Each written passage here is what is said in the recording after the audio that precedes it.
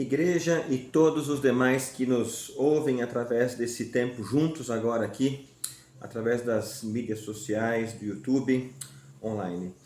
Eu queria pedir a cada um de vocês atenção para um tempo de reflexão na palavra. Nesse domingo, dia 22 de março, quero trabalhar com todos que estão acompanhando um tema muito oportuno para esse momento, que é o tema da ansiedade, preocupações. É interessante que nós sabemos já pela palavra, quando nós lemos em Filipenses, que lá diz: não estejais ansiosos por coisa alguma. Na nova versão transformadora, nós lemos o seguinte: não vivam preocupados com coisa alguma. Você até pode falar, mas pastor, impossível a gente não ficar preocupado.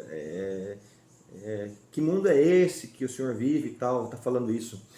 Essa preocupação da qual nós lemos aqui em Filipenses é aquela preocupação que assume o controle da nossa vida. A gente sabe que preocupações, originalmente, algumas questões que nós temos, elas não são más, mas a intensidade que elas têm sobre nós, a forma como tomam controle, isso é preocupante e torna-se até pecaminoso. Coisas boas com as quais nós nos preocupamos, elas podem se tornar exigências, e tornando-se exigências, assume uma forma de controle sobre a nossa vida, e aí nós agimos de uma forma nada boa. Por isso que o texto de Filipenses fala não vivam preocupados, não fiquem ansiosos, por conta dessa ansiedade que faz mal, altera a nossa alimentação, comemos pouco, comemos muito, altera nosso sono, mexe com o nosso semblante e afeta nossos relacionamentos. Até do Senhor nós nos afastamos, ficamos tão infiltrados em alguns pensamentos que tudo à nossa volta parece que para e nós não ficamos atentos até aquilo que o Senhor quer dizer para nós. Nós temos também uma passagem, lembram-se da parábola do semeador? A semente foi lançada em alguns tipos de terra, né? O texto de Marcos, na verdade, Lucas, capítulo 8, diz que uma parte das sementes que foram lançadas caíram à beira do caminho. Outra parte das sementes caíram entre as pedras. Uma parte da semente caiu entre os espinhos e outra parte caiu em solo fértil. Nessa parábola, onde essas sementes caíram, a gente tem que entender que essas sementes é a palavra de Deus. É a semente perfeita da palavra. A semente é boa, é sempre boa, sempre aproveitável. O que nós podemos aplicar para nós quando essa semente da palavra vem, em que tipo de terra ela cai no meu coração. E o texto bíblico ensina que as sementes caíram à beira do caminho. Essas são as sementes que o diabo vem e arranca do coração. Como se o diabo lançasse dúvidas, mentiras, e aquilo que você ouviu, logo você pensa, mas não é bem assim, a tal pessoa disse isso, tal disse aquilo, e aquilo então ela não produz resultado. Depois nós temos a semente no solo rochoso, aqueles que recebem com alegria, mas não tem raiz profunda. Não prevalece, não permanece, ela não produz nada, ela tem pouca terra. Depois tem aqueles que a semente, aqueles que caíram à beira entre os espinhos. E quem já trabalhou com cultivo sabe disso. Se você planta algo e você não cuida, o mato vem e aquilo que é bom que você plantou, ele é sufocado pelo mato, ele até cresce um pouco, mas não produz. A planta se torna-se fraca, porque os nutrientes estão indo para outras fontes, para o mato, para o capim, e não produz. E também temos a última ilustração do solo fértil, onde a semente caiu, ela produziu. Uma semente produziu muito mais, deu resultado. A ênfase do texto, diante desses cenários de sementes, de terra, dos locais que ela cai, é que resultado eu estou produzindo. eu queria só trazer uma ênfase, eu acho que para nós aqui, de todos esses locais onde as sementes caem, para nós, o que mais está na ênfase é as sementes que caíram entre os espinhos. Sabe por quê? Porque aqui o texto traduz que a explicação para os espinhos, diz o versículo bíblico, as que caíram entre os espinhos representam outros que ouvem a mensagem, mas logo ela é sufocada pelas preocupações, pelas riquezas e prazeres desta vida. A ênfase que eu dou aqui mais é sobre as preocupações. Então, há um sério problema de eu e você, nós ouvirmos a mensagem e ela não produzir resultado, não dá fruto. Por quê? Porque eu estou tão focado nas preocupações que eu não permito que a palavra de Deus, a mensagem, produza resultado. Pensando nisso, no texto de Filipenses, aqui no texto de Lucas, que nós temos também reportado isso em Marcos, em Mateus, nos evangelistas, eu convido você, a partir de hoje, numa sequência de 3 estudos sobre ansiedade, nós vamos trabalhar com um personagem do Antigo Testamento chamado Abacuque. Um nome não tão comum, né? Você pode procurar na sua Bíblia, tem lá sim, procura profeta Abacuque, ele está na galeria dos chamados assim profetas menores. Não são menores porque são menos importantes, não é isso. Foi dado esse nome a eles, profetas menores, no qual Abacuque se inclui, por conta do tamanho do livro que leva o nome deles. É só por isso. Mas são livros especialmente importantes, tanto quanto os outros da palavra de Deus. Abacuque, o nome dele significa abraço, abraçador, a tradução desse nome. A raiz em hebraico, o rab, que tem essa questão de... alguns dizem que pode ser o nome dado a uma planta, mas não só por conta do nome dado a uma planta, está voltado mesmo às raízes dessa planta. Isso se torna interessante porque a ideia que nós temos é que Abacuque, rab, a raiz de uma planta, dá a ideia de uma raiz que está segurando terra. Talvez você já fez isso em alguma limpeza do seu jardim. Quando você tira um mato, uma planta, não vem só raiz, ela vem com terra junto. E você já notou que as raízes parece que estão agarradas àquela terra. Eu lembro-me quando morava no sítio, nós tínhamos que limpar o capim, e era muito comum, dependendo do tipo de capim, que tinha muita raiz, dele vir com muita terra junto.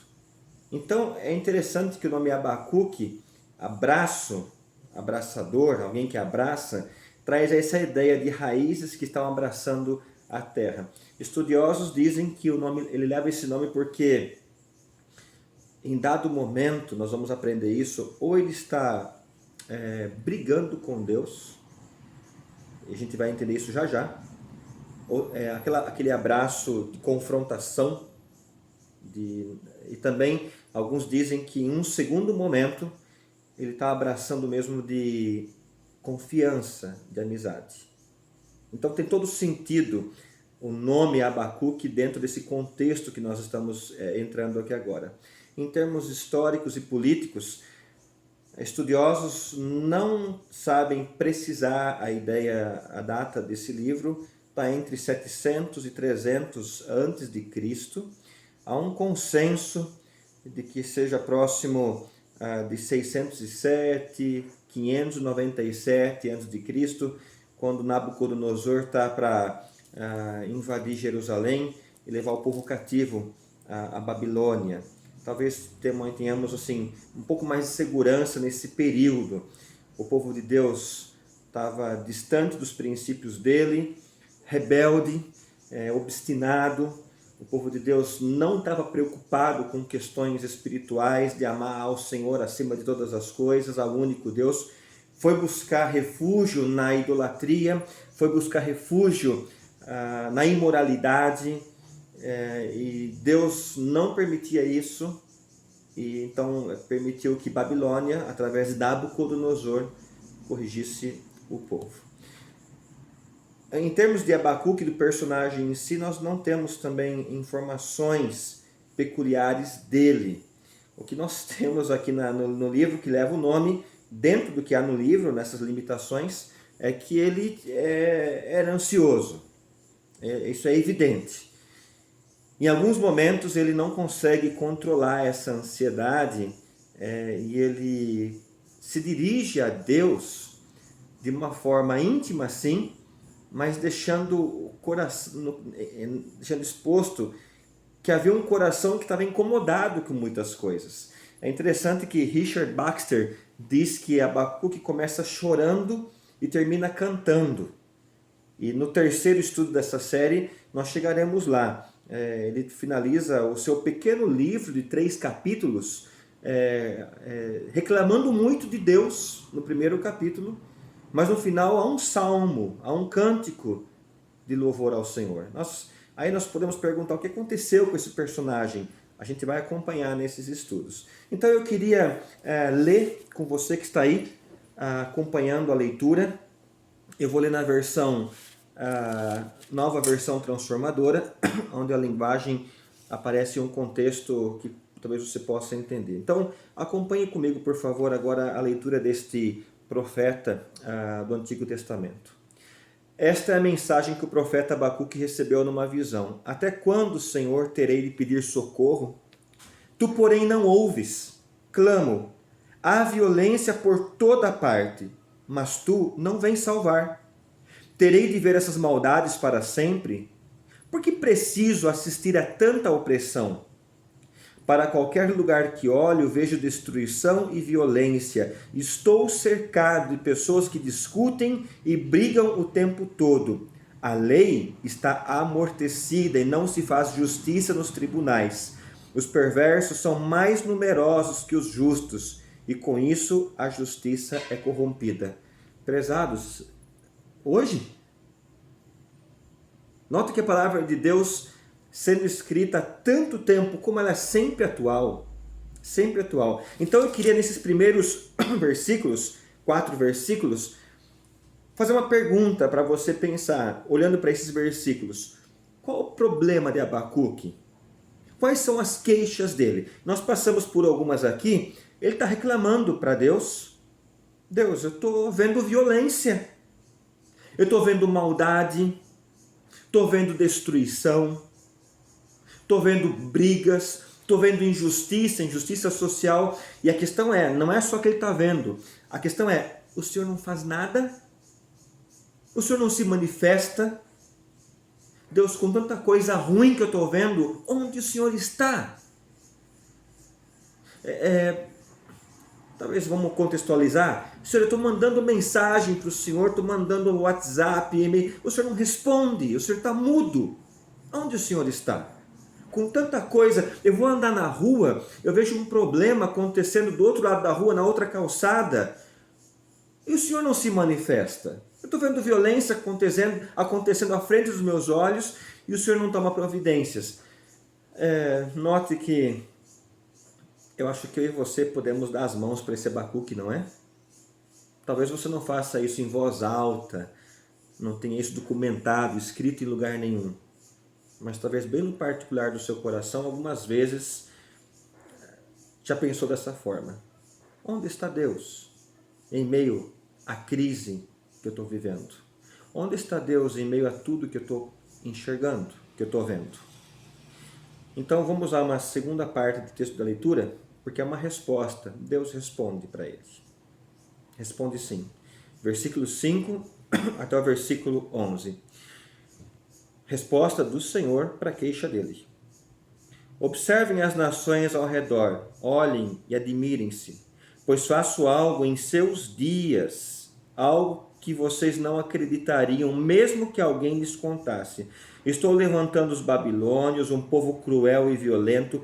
Eles marcharão por todo o mundo e conquistarão outras terras. São conhecidos por sua maldade, decidem por si mesmos o que é certo. Seus cavalos são mais velozes que os leopardos e mais ferozes que lobos ao anoitecer. Seus cavaleiros atacam, vindo de longe, como águias, lançam-se sobre a presa para devorá-la.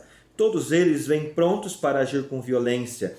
Seus exércitos avançam como o vento do deserto, ajuntando prisioneiros como se fossem areia. Zombam de reis e príncipes, desprezam todas as suas fortalezas.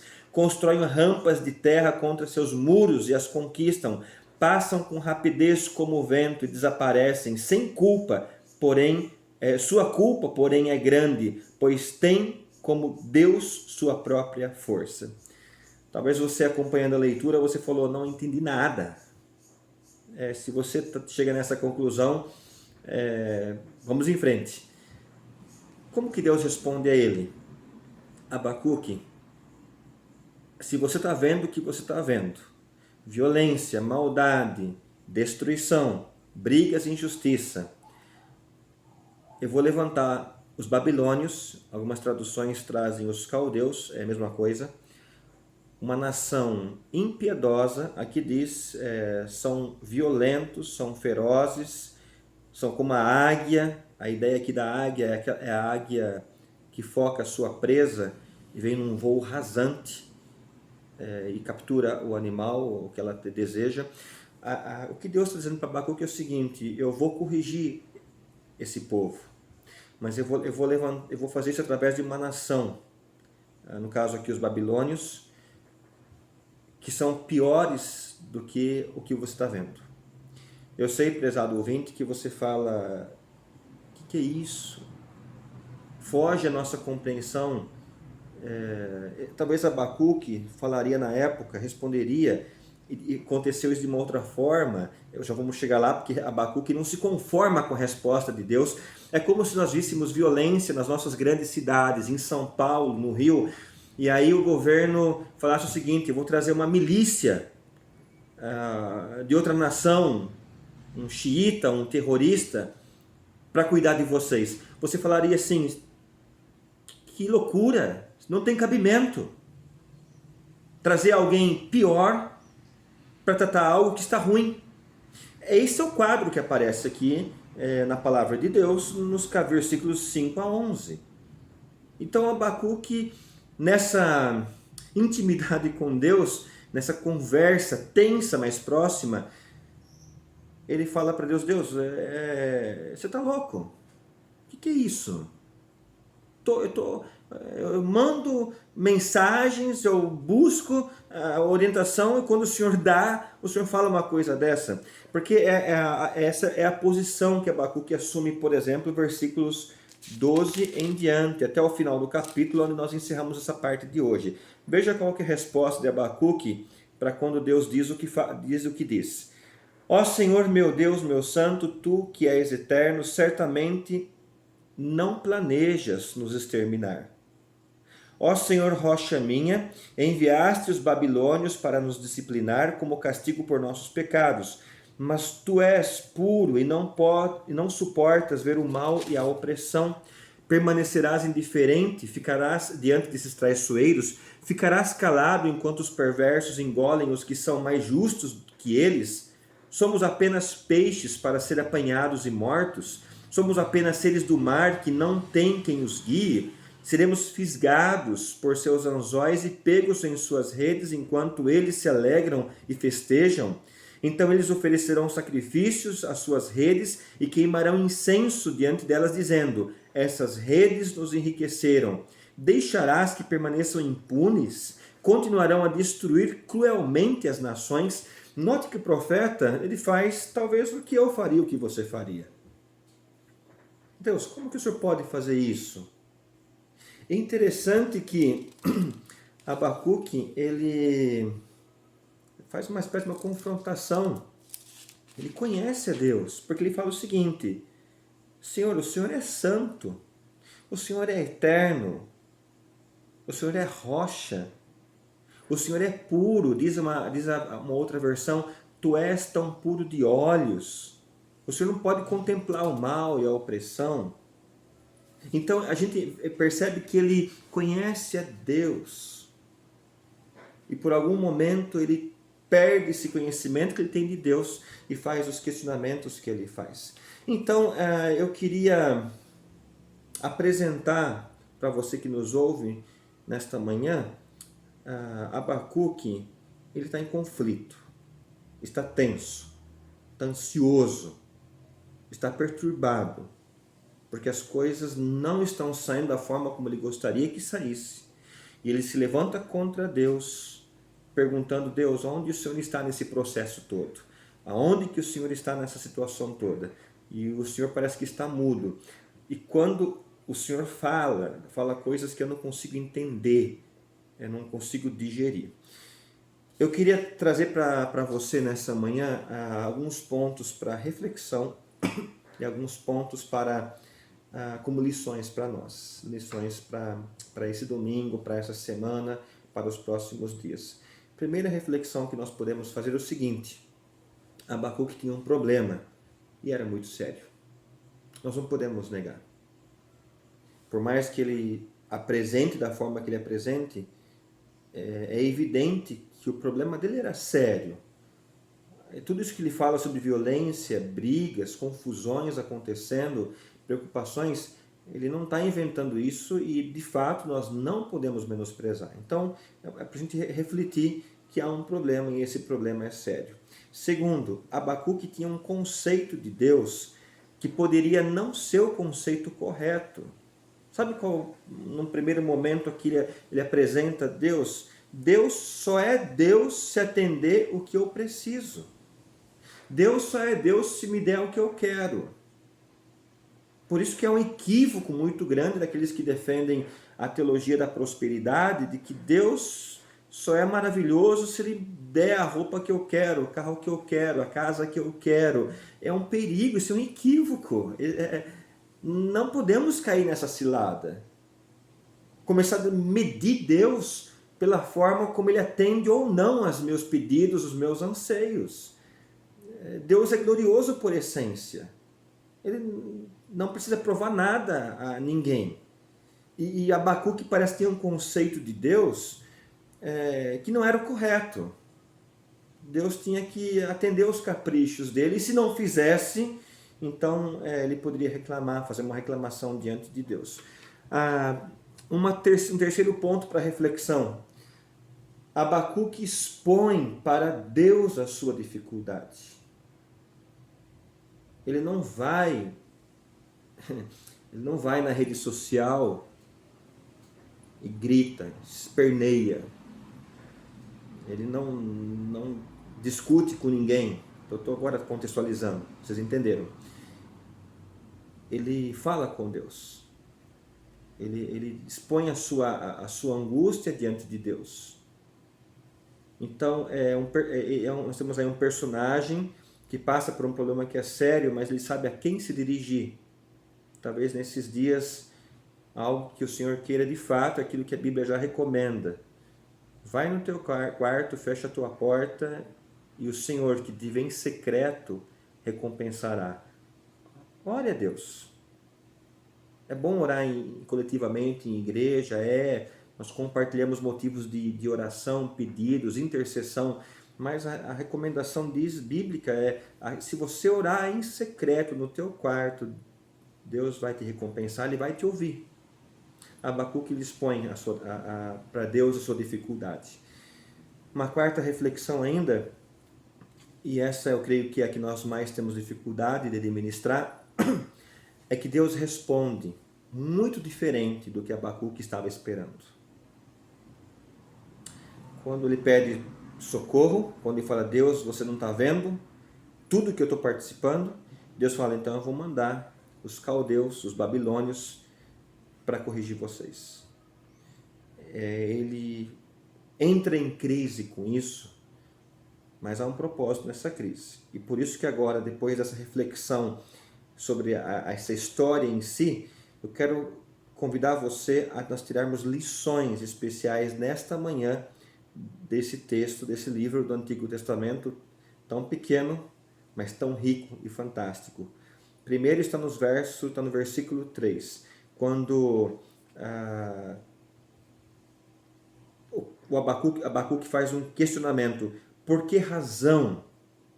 Ou terei que ver essas maldades para sempre? Abacuque questiona, mas ele prepara-se para aprender algo. Ele não bate a porta num gesto de grosseria e sai correndo. Quando ele diz, eu terei que ver essas... Ele está clamando a Deus. Eu terei que ver essas maldades. Por que razão os meus olhos veem isso? Ele está falando com Deus, mas ao mesmo tempo ele está dizendo, Deus, eu quero ouvir. Eu quero ouvir. Então ele questiona sim, mas está disposto para aprender algo. O quanto eu e você estamos dispostos a aprender algo do Senhor nessa crise que estamos vivendo, nessa pandemia. O Senhor pode olhar para o Werner, pode olhar para você e falar, eu vejo um coração ensinável, pronto para ouvir. Uma segunda lição que nós temos se encontra no verso 5, já quando começamos a resposta de Deus. Deus fala o seguinte, vede entre as nações, observe as nações ao redor. Deus convida Abacuque a não somente ter as suas questões respondidas, mas a olhar para o que Deus já fez. Ele traz essa ênfase. Abacuque, não olhe só para o que você quer, para as suas indagações e questionamentos. Olhe para o que eu já fiz nas nações. Olhar o que Deus já fez. E talvez a gente tenha que fazer isso.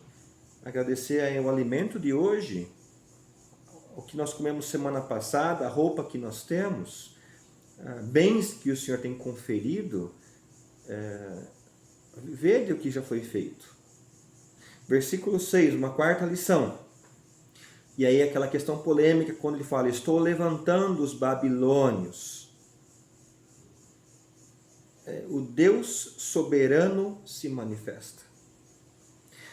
Ele tem poder, inclusive, de usar aquilo que aos nossos olhos parece inconcebível, inaceitável, para uma finalidade proveitosa. É em Gênesis 50 que nós lemos que Deus tem o poder de transformar o mal em bem. Algo que foge à nossa compreensão humanamente falando. Mas Deus tem poder, inclusive, de lidar com coisas que aos nossos olhos parecem inconcebíveis para um final proveitoso. Por quê? Porque é o Deus soberano que está no controle. Não é da minha perspectiva, é da perspectiva do Criador, daquilo que tudo pode. E uma quarta e última lição. Eu acho essa muito especial para poder fechar a nossa reflexão nessa manhã. É quando o Abacuque, ele olha para a resposta de Deus, não entende, está em conflito, está tenso, mas Abacuque fala algo que nos chama a atenção. Tu és tão puro de olhos, o Senhor é santo, é eterno, o Senhor é rocha, o Senhor não pode fazer isso que o Senhor falou, o Senhor não pode enviar os babilônios. Deus, eu sei quem o Senhor é. Agora eu vejo aí algo especial na pedagogia de Deus. Deus consegue fazer com que Abacuque tire o foco de si mesmo e mude para ele, para Deus. Prezados, Deus pode fazer coisas espetaculares, fora da nossa compreensão, para que nós saiamos do nosso mundo, a fim de conhecê-lo mais.